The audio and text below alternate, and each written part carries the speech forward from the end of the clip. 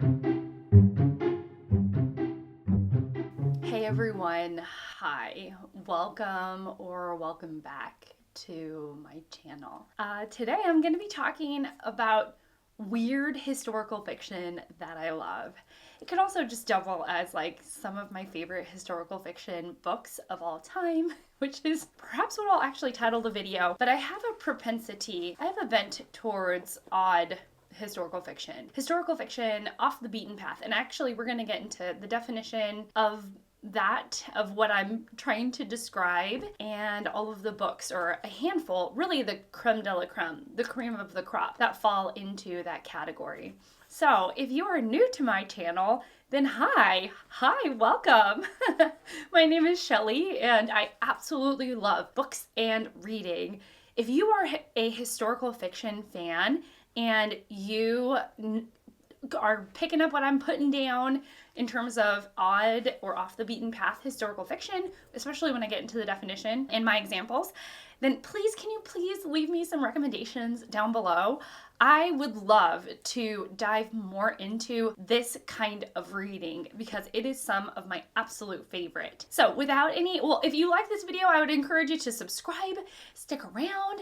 I've got a Patreon. Liking the video always helps. And yeah, let's actually get into the meat of this video. Part of describing what a historical fiction book is describing what it is not. So I have some examples of what I would consider pretty like standard, excellent books. They're excellent books, but they are also very like standard historical fiction, a standard of the genre.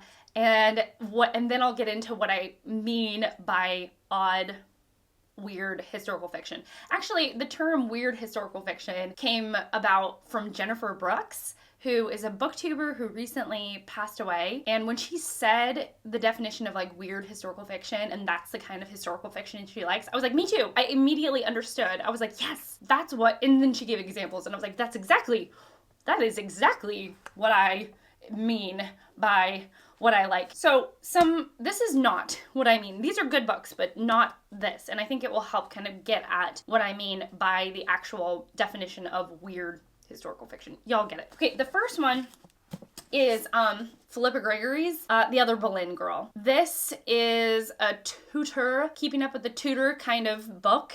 Because the tutors had so much drama. Y'all, they had so much drama. And this is, it's telling the story of Mary Bolin and Anne Bolin, their relationship and their relationship with King Henry. So King Henry VIII, the infamous King Henry VIII. The reason why I would say this is pretty standard, I mean, it's great. It's a great book. It's gripping. It is very romantic. It's like heart eyes here, there, and everywhere. It tells the story in a linear fashion. She's getting at it in a bit of a different way because we follow Mary Bolin rather than, maybe from Anne's perspective or from Henry's perspective. We're following Mary and what Mary went through, and she kind of fills in what it might have been like to be Mary Bolin, having been in love with the king and then sort of having your sister win his affections. But it's told in a very linear fashion. The characters are well drawn, but they're not really doing anything different, in that Anne Boleyn is sort of known as the manipulative sister in history. She's not trying to change that perspective or that idea. Henry VIII is very fluttery with his affections. He gives them to women, hither and thither and yon. He's just kind of all over the map when it comes to who he likes and who wins his affections. And books are dropping, and that's it's not doing anything different. I mean, it's telling a fantastic story. Do not get me wrong; it's an incredible book, but it's not trying to tell the narrative in a different way or even an unusual way. It's pretty straightforward. The characters are pretty straightforward, also understandable what their motivations are, where their desires are, and it's just really palatable. It's easy on the reader, and it's super easy to understand in a lot of ways.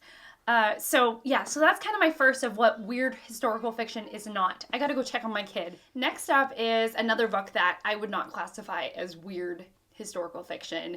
I mean, it's a great book, another fantastic book.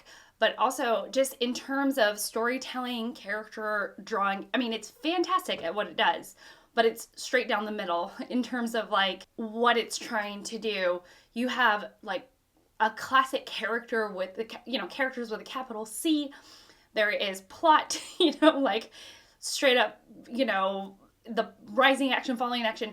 All of it is very, exposition. All of it is very just straight down the middle. Not formulaic. I mean, there are surprises, but it's not trying to do something innovative or, super fascinating or anything like that. And that would be Larry McMurtry's Lonesome Dove. This is an incredible book. It is a Western. It really captures the perils of what it would be like to be a cowboy on a mission. It's like man versus the land in terms of survival and how, the bonds that form between men that are on a mission together that have very similar struggles in that the landscape is harsh and trying to survive the landscape is difficult. So this book is phenomenal. It is really good. However, I would not classify it as off the beaten path or weird because it's not doing anything that would make it such. It stands out because it's an epically long book and it is entertaining, like truly phenomenally entertaining from the first page to the last, and has some incredible characters. But again, it's very much down the center, not moving from one in one direction or another in terms of what it's trying to do. So really, really good book, but just not exactly what I mean by weird historical fiction. Okay, now we're getting to the books that I would classify as weird. And the first book is that of a trilogy that was so good. So good. And it was really doing something different and innovative. The writing is phenomenal. Like, it's doing something different on so many levels. So it is none other than the Hilary Mantel Wolf Hall trilogy, or the Thomas Cromwell trilogy. I'm trying to keep books on my lap, and they're slipping and sliding. All right, so we have, the Wolf Hall trilogy. So we have Wolf Hall, Bring Up the Bodies, and The Mirror and the Light. Is this upside? Oh no, it's not upside down. I was like, is that upside down? Am I really failing at this video? What is interesting about this trilogy is that we're following Thomas Cromwell. And Cromwell is known in Tudor times as really like King Henry VIII's henchman. The guy he calls to break a few kneecaps. He is a villain in most historical fiction, in most history books. He is really portrayed as a villain. And what Hilary Mantel does that's so different on one level, right? So we're going to talk about the levels of difference, is that she makes Thomas Cromwell a hero, an everyday guy with goals and ambitions that all the people can get behind and root for. Thomas Cromwell in this particular series, Thomas Cromwell is my favorite character of all of literature. I love Cromwell in these books. There's just something that was so beautiful and so just moving about his character. You really understand the motivations behind his actions. You understand why he gets the reputation that he has. It's just incredible. And she was really, from what I know of Tudor history and from what I've heard from reliable sources, that she was really one of the first to do this with a character like of Cromwell. She was the first to do this with Cromwell. Cromwell has always been known as the bad guy, and she was like, what if we looked at it a little bit differently? What if we understood his motivations a bit more? Would that change the way that we see him? And for me, it did. I was like, Cromwell is amazing. He is amazing. I love him so much. I just declared that he is my favorite literary character in all of my reading life. So pretty big claims there. So she really did something special.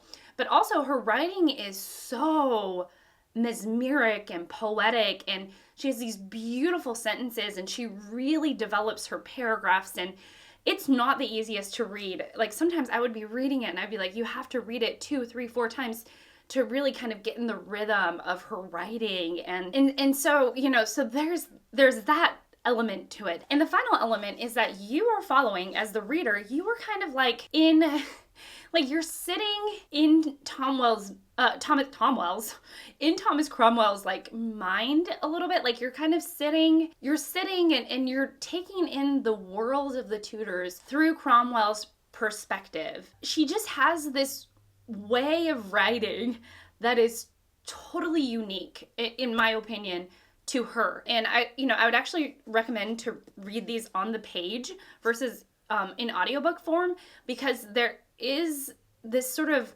third person reference that is it's always referencing Cromwell, but it's with a capital H.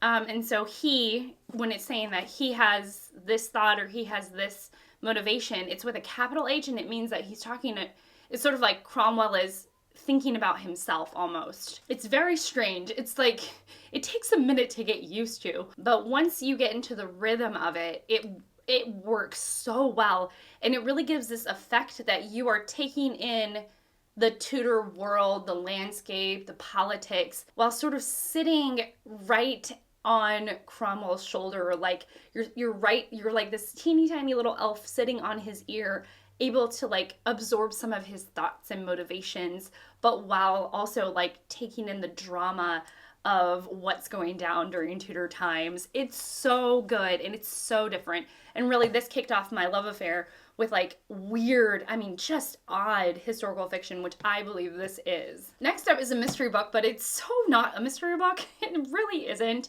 It's a mystery that's not a mystery, and it's so different and unique. It's a historical mystery, a historical fiction mystery. You know what I'm talking about. And it is Eleanor Catton's The Luminaries. This is set in 1866 during the gold rush in New Zealand, which is such... it's just so different, right? Than at least I would have thought to go. Like I'm not seeking out books about the New Zealand gold rush in 1866. And it presents this mystery, but it also presents these characters. And slowly, the book is structured incredibly, because the first chapter is the longest, and then the next chapter is half the length of the first chapter, and the third chapter is half the length of the second chapter, and she is able to to squeeze it all kind of down and to wind the story down, but also like wind up the story as it goes, because each chapter is finishing quicker and quicker, and the pacing of the story and the plotting of the story is just incredible. And really all you have to know is that it's about a murder mystery, who stole the gold kind of book, but it is so much more than that. It is so good, really just phenomenal in terms of both plotting and pacing, because it worked so well. And it's one of those books where the historical fiction aspect of it all just added to like the magic of the book. So good, so unique, again, on like all these different levels, with some really memorable characters. I read this a few years ago, and I clearly, vividly remember a couple of the characters and the role that they played in the book. It was so good. It was so good. Okay, so another weird historical fiction. Next is probably the most well-known sort of, it's definitely historical fiction, but with a magical realist and literary bent. And the book is known for that. And it's probably one of my most popular, in this list, it's one of the most popular, most well-known, well-read, across the board books. And it is A Beloved by Toni Morrison. This tells the story of a now freed slave and what her life is like, having had the past and the trauma of living as a slave in the US, and now living the life of a free woman. And it's definitely like the intersection of historical fiction meets magical realism. I know that that's what it's doing. It's so good. It is, I forget the main, Setha. Yeah, Setha. Oh my. Yeah, she is a very memorable, beautiful, incredible character. I could cry thinking about her, because part of her character is that of a mother.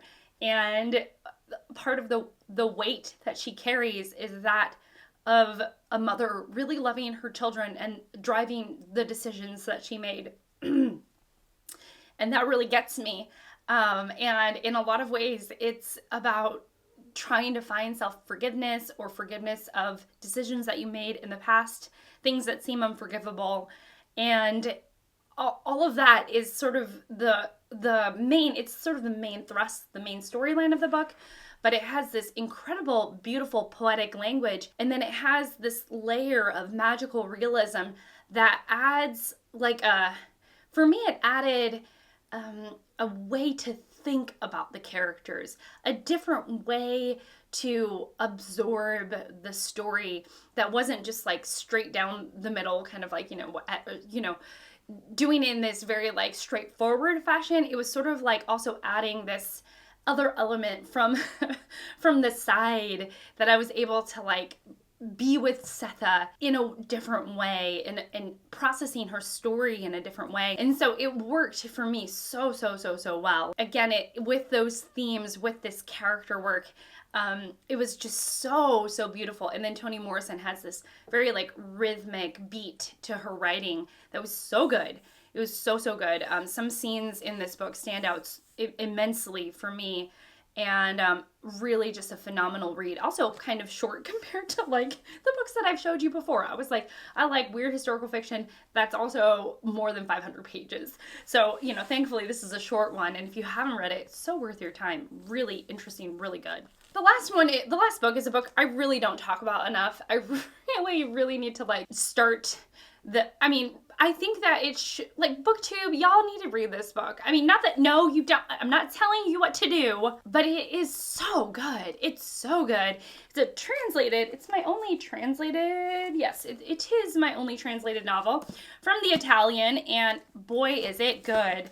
Let me find out. The translator is... So it is M, Son of the Century by Antonio Scarlatti, and it is translated by Anne Milano Appel. So this is supposed to be the first book of a quartet. This first book is translated and out in the U.S. market, so it's out so that we can buy it. The other books are not, so I don't know when they're coming. But even having, like, this book has a very clear beginning, middle, and end. So it's not an unsatisfying read or leaving anything on a cliffhanger. My goodness. Words are hard sometimes. So what's great about this book is that it talks about the rise of Mussolini and also the political landscape of how Mussolini, like why Mussolini was so successful at becoming the person that he was in the position that he had during World War II. And some of the scenes, especially like what went down in Fiume, if you know, you know, speechless. It's like one of the historical fiction books that definitely pushed me outside of my comfort zone in terms of learning the events of what happened in Italy during World War II, but also did a really good job. The whole thing just unfolded very cinematically. But again, it's all these levels. On the one hand, you don't find Mussolini is not a sympathetic character, but he is a well-rounded character. He's not just like evil. Like, you understand that he is just a man in a lot of ways, with faults and flaws, and not like faults and flaws with a capital F, but like also has moments of weakness, sadness. Again, not sympathetic. I walked away being like, Mussolini was a truly evil person, but you also understand that he had times where he was pathetic, truly pathetic with a capital P. And that was really refreshing, to see him as just a man and not this sort of, symbol of all evil or something. So that was really interesting. And it, where he was inspired, where his motivations lie, where he took opportunities when he could. But also it really talks about the mind of the Italian people during this time, like just before World War II, how they were suffering after World War I, and where Mussolini took some advantage, like where he took advantage of the feelings of some of these men who fought in World War I and how they felt. But it's also, again, it's like all these levels, right? All these levels. It also, the fiction chapters, it's a fiction book, even though sometimes it's shelved as nonfiction. And I think it's because of this. Because in between the fictional chapters of what went down, there are these nonfiction sections of notes and letters, and the true nonfiction, like nonfiction works are interspersed in between the chapters. So it's like you just read about, like a phone call that happened between two people, the fictionalized version. And then you get a letter from somebody recounting that phone call, and you get it from their words.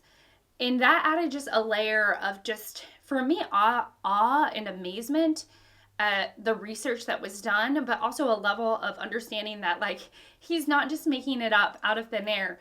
He's not just like taking something and being like, ha ha, I'm an author and I can do whatever I want. But he's like taking the research that he did, the research that he's done, and also saying like these things happened and these conversations went down. People knew what was happening in Italy and decided not to do anything. It just added a really fascinating layer to everything that happened. And it was so good. It was my favorite read of 2022. And I feel like nobody's talking about it. It could be the fact that it is a chunkster. So good though. I mean, so good. So good. I can't wait for the next book to come out. Definitely took like a chunk of my time, obviously, with this whole ordeal. But worth it, super worth it in the end, and definitely is one of those like weird historical fiction type books. So that is it. If you can recommend some, now that I've like given you examples and done some deep dives into what is weird historical fiction for me, and if you can just tell me like what, some recommendations for you as like odd, off the beaten path, doing something different than what I would call like sort of normal historical fiction, whatever that means. Then please leave your recommendations down below. Otherwise, thank you so much for watching. Thank you so much for being here. If you've read these books, let me know what you thought of them.